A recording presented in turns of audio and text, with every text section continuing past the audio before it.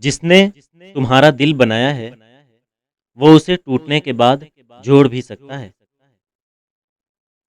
تم اللہ کے دوست بن جاؤ، یہ دنیا کسی کی بھی دوست نہیں ہوتی۔ جو اللہ پاک پر یقین رکھتے ہیں وہ دنیا کی باتوں سے گھبرایا نہیں کرتے۔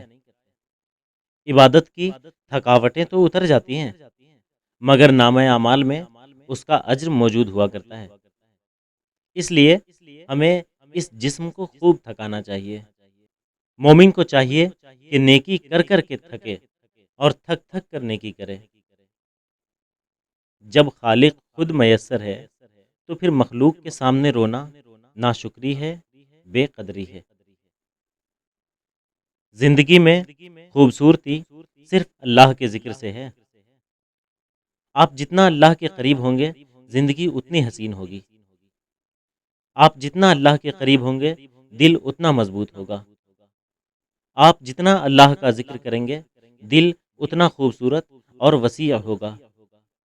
اپنے رب کے قریب ہو جائیں اور ہر چیز اسی پر چھوڑ دیں، آپ کی زندگی خود ہی سنور جائے گی۔